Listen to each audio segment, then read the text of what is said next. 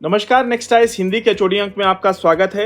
आइए बात करते हैं आज की पहली न्यूज के ऊपर। इस न्यूज को द हिंदू ने कवर किया था। कल्चर सेक्शन की न्यूज है जो जीएस पेपर 1 के अंतर्गत शामिल होगी। न्यूज यह है कि remote tribal village in Andhra Pradesh get electricity for the first time. Andhra Pradesh के नीलाबंधा में आदिवासी परिवारों ने आजादी के बाद पहली बार बिजली मिलने का जश्न मनाया है। ध्यान रखिएगा, जब भी कोई चीज फर्स्ट टाइम होती है और वो आदिवासियों से जुड़ी हो तो यूपीएससी के पॉइंट ऑफ व्यू से और इम्पोर्टेंट हो जाती है। इतने वर्षों के बाद उनको बिजली मिली है। आइए बात करते हैं उस परिवार के ऊपर। 4 परिवारों लगभग 20 लोगों ने पारंपरिक ढिमसा डांस करके इस अवसर को सिंबलाइज यानी यादगार बनाया उसको। अब बात कर लेते हैं कि ढिमसा डांस क्या है। ढिमसा आंध्र प्रदेश की जनजातियों का एक पारंपरिक डांस होता है जो एकता और सांस्कृतिक विरासत का प्रतीक है। यह पौराणिक कथाओं, लोक कथाओं और दैनिक जीवन के विषयों को दर्शाता है। दप्पू, टुडुम और मोरी जैसे वाद्य यंत्रों के साथ यह त्योहारों, विवाहों और धार्मिक आयोजनों के दौरान पॉपुलर है, लोकप्रिय है। यह डांस संघर्षों को सुलझाने में भी सहायता करता है।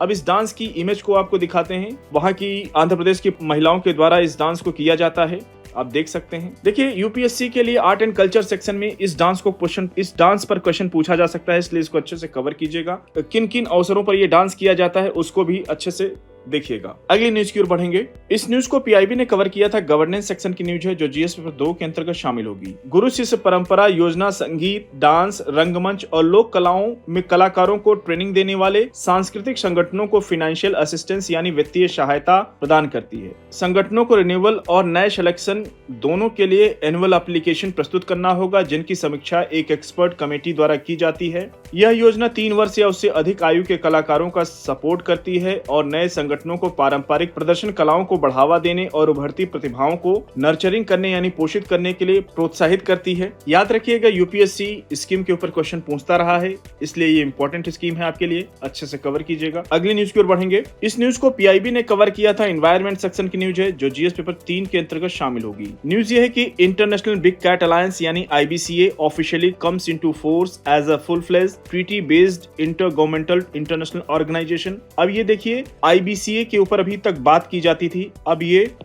इंटरनेशनल ऑर्गेनाइजेशन बन गया है। इसमें भारत का रोल बहुत बड़ा रहा है। आईबीसीए यानी इंटरनेशनल बिग कैट अलायंस आधिकारिक तौर पर 23 जनवरी 2025 को पूर्ण अंतर्राष्ट्रीय संगठन बन गया है, जब 5 देशों जिनमें निकारागुआ, इस्वातिनी, भारत, सोमालिया और लाइबेरिया ने इसके फ्रेमवर्क एग्रीमेंट की पुष्टि की है। ध्यान रखिएगा, भारत को छोड़कर के सारे देश अफ्रीकी महाद्वीप के देश हैं। अप्रैल 2023 में भारत द्वारा लॉन्च किए गए आईबीसीए का उद्देश्य वैश्विक स्तर पर बाघ, शेर, तेंदुए, हिम तेंदुए, चीता, जगुआर और प्यूमा सहित 7 बिग कैट यानी बड़ी बिल्ली प्रजातियों का कंजर्वेशन यानी संरक्षण करना है। ध्यान रखिएगा, भारत 7 में से 5 बिग कैट भारत में पाई जाती हैं। केवल जगुआर और प्यूमा भारत में नहीं मिलती हैं। ये अगर इसकी बात करें तो ये अमेरिकी महाद्वीप में यानी नॉर्थ अमेरिका और साउथ अमेरिका के रीजन में पाई जाती है। अगली न्यूज की ओर बढ़ेंगे। इस न्यूज को ऑल इंडिया रेडियो ने कवर किया था। डिफेंस सेक्शन की न्यूज है जो जीएस पेपर 3 के अंतर्गत शामिल होगी। न्यूज ये है कि India Maldives joint exercise Ekuverin विगन्स, भारतीय सेना और मालदीव राष्ट्रीय रक्षा बल के बीच ज्वाइंट मिलिट्री एक्सरसाइज एक्वेरियन का 13वां संस्करण द्वीप राष्ट्रों में शुरू हो गया है। कल यानी 2 फरवरी को शुरू हुआ सैन्य अभ्यास एक द्विपक्षीय वार्षिक अभ्यास है जो भारत और मालदीव में बारी बारी से आयोजित किया जाता है। ध्यान रखिएगा, भारत के पड़ोसियों के बीच जो युद्धाभ्यास होते हैं इंपॉर्टेंट होते हैं। आपने देखा होगा पिछले वर्ष यूपीएससी ने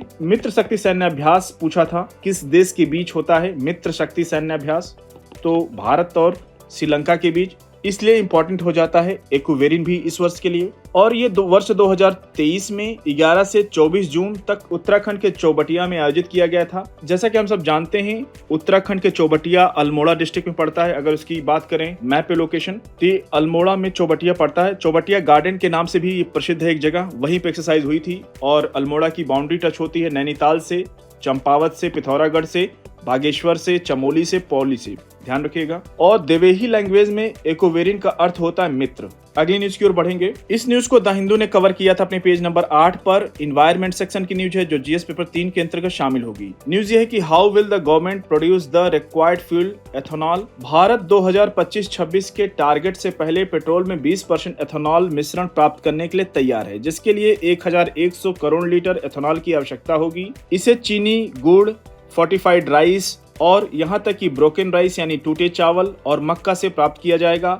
भारत की एथेनॉल डिस्टिलरी क्षमता 1600 लीटर की हो गई है अब ये। इसमें चीनी 400 करोड़ लीटर और मक्का 350 से लेकर 400 करोड़ लीटर का महत्वपूर्ण कंट्रीब्यूट करते हैं। आकर्षक एथेनॉल मार्केट के कारण किसानों द्वारा मक्का की कृषि की ओर रुख करने से मक्का का प्रोडक्शन बढ़ा है। एथेनॉल मिश्रण से 6000 करोड़ रुपए की फॉरेन एक्सचेंज सेविंग यानी विदेशी मुद्रा की बचत हुई है, ये ध्यान रखिएगा, जो भारत की ऊर्जा आत्मनिर्भरता में योगदान देता है। तो साथियों, इस न्यूज को अच्छे से कवर कीजिएगा। आज के छोटी अंक को यहीं पर समाप्त करते हैं। मिलते हैं नेक्स्ट अंक में कुछ और इंपॉर्टेंट न्यूज के साथ। तब तक जुड़े रहिए नेक्स्ट आइस हिंदी के साथ। धन्यवाद।